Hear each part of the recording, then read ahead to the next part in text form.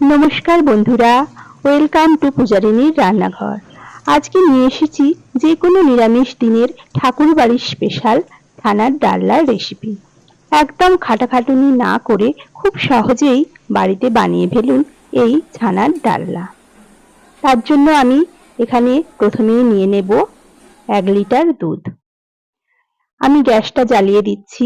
এখন দুধটা আমাদের গরম করে নিতে হবে। দেখুন দুধটা ফুটে উঠেছে। দুধটা ফুটে উঠলে গ্যাসের ফ্লেমটা আমি একদম লো করে দিয়েছি।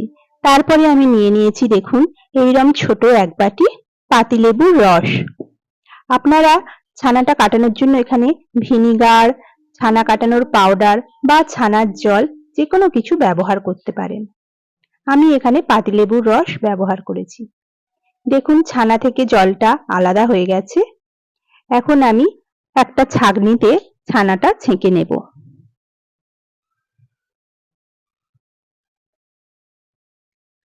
ছানাটাকে ছেঁকে নিয়ে আমি রেখে দেব আধ ঘন্টার মতো জলটা ঝরানোর জন্য।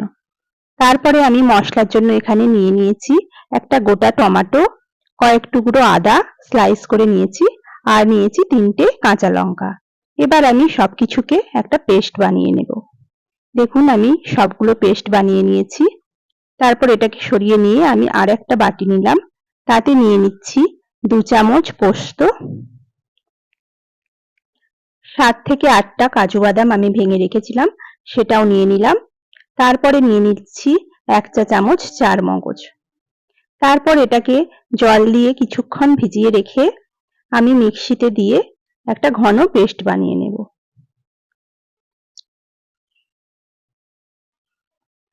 দেখুন আমি এটাকেও একটা পেস্ট বানিয়ে নিলাম। তারপরে নিয়ে নিচ্ছি আরেকটি বাটি, সেটাতে আমি নিয়ে নেব 1 চামচ জিরে গুঁড়ো, 1 চামচ ধনে গুঁড়ো, হাফ চামচ কাশ্মীরি লঙ্কার গুঁড়ো আর হাফ চামচ হলুদ গুঁড়ো দিয়ে এই গুঁড়ো মশলাটাকে আমরা দেখুন সামান্য জল দিয়ে গুলে একটা পেস্ট বানিয়ে রেখে দিচ্ছি।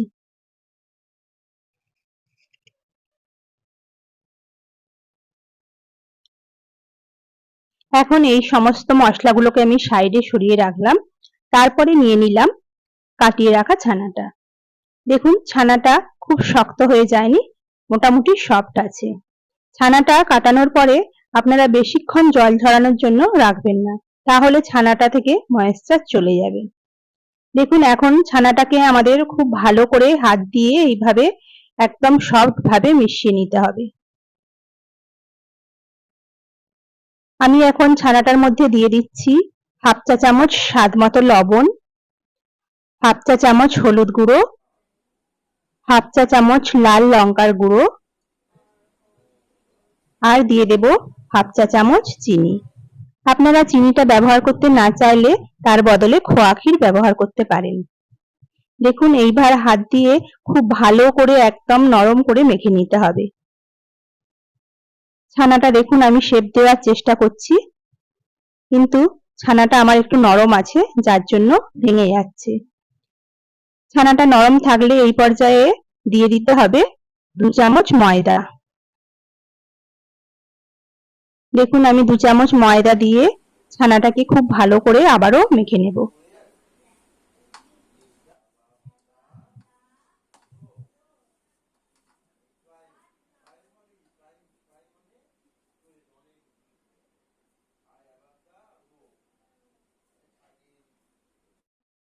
ছানাটা মাখা হয়ে গেছে। এইবার দেখুন হাত দিয়ে এইভাবে প্রেস করে করে গোল শেপ দিয়ে আমি টিক্কির আকারে গড়ে নিচ্ছি।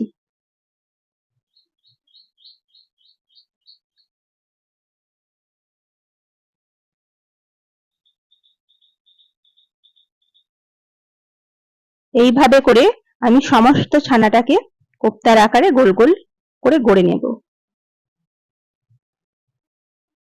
দেখুন আমাদের সবগুলো রেডি হয়ে গেছে। এখন এগুলোকে আমি ডিপ ফ্রাই করে নেব। তার জন্য আমি গ্যাসে একটা প্যান চাপিয়ে তাতে দিয়ে দিচ্ছি সাদা তেল। তেলটা গরম হলে তার মধ্যে আমি ছানার কোপ্তাগুলো ছেড়ে দেব।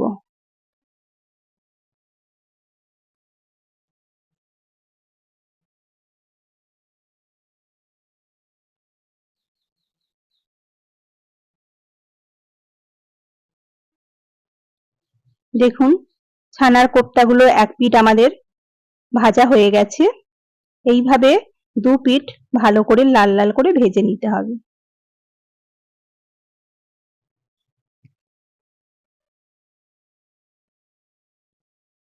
তারপরে এগুলোকে আমি কড়া থেকে তুলে নেব।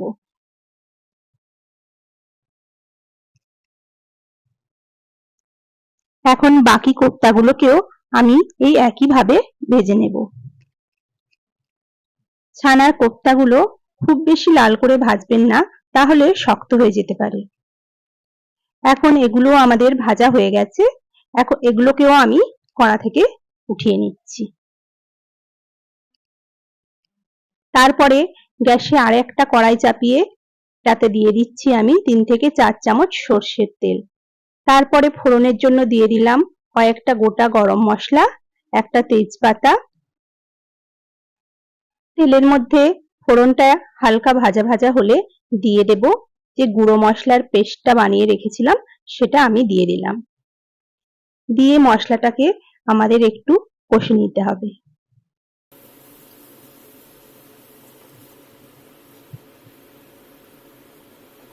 দেখুন এইভাবে কিছুক্ষণ নাড়াচাড়া করে মশলাটাকে আমি কষে নিচ্ছি।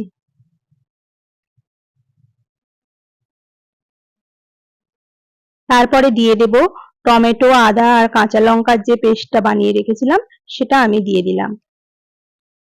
দিয়ে এটাকেও বেশ খানিকক্ষণ আমাদের কষাতে হবে, যতক্ষণ না টমেটোর কাঁচা গন্ধটা চলে যায়।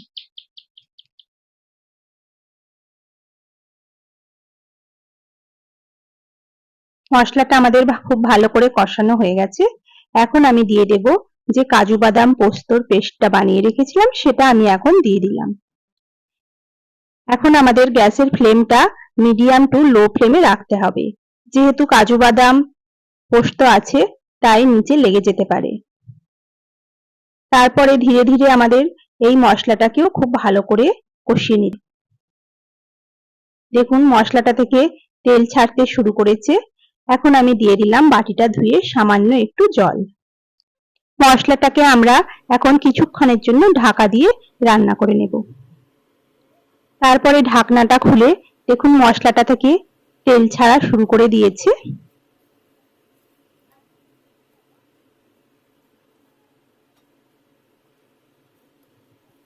এখন আরেকটু নাড়াচাড়া করে আমি দিয়ে দেব ছানা থেকে কাটিয়ে যে জলটা রেখেছিলাম, সেই জলটা আমি এখানে 1 কাপ অ্যাড করে দিলাম। আপনারা ছানার জলটা ফেলে দেবেন না। এই ছানার জলটা দিয়ে আটা মাখলেও সেটা অনেক নরম ও সফট হয়। বা আপনারা ছানার জলটাকে ফ্রিজে রেখে দিতে পারেন, পরবর্তীতে ছানা কাটানোর জন্য ব্যবহার করতে পারেন। দেখুন এখন পরিমাণ মতো জল দিয়ে আমরা ঝোলটাকে একটু ফুটিয়ে নিলাম। তারপরে আমি দিয়ে দিলাম 1/2 চামচ পরিমাণ মতো লবণ আর দিয়ে দিচ্ছি সামান্য একটু চিনি। যে কোনো ছানার তরকারি একটু মিষ্টি মিষ্টি হলেই ভালো লাগে। তারপরে দিয়ে দিলাম আমি 1 চামচ ঘি। দিয়ে সবকিছুকে খুব ভালোভাবে মিশিয়ে নেব। তারপরে এখন আমি দিয়ে দিচ্ছি যে ছানার কোপ্তাগুলো তৈরি করে রেখেছিলাম, সেগুলো আমি এখন দিয়ে দেব।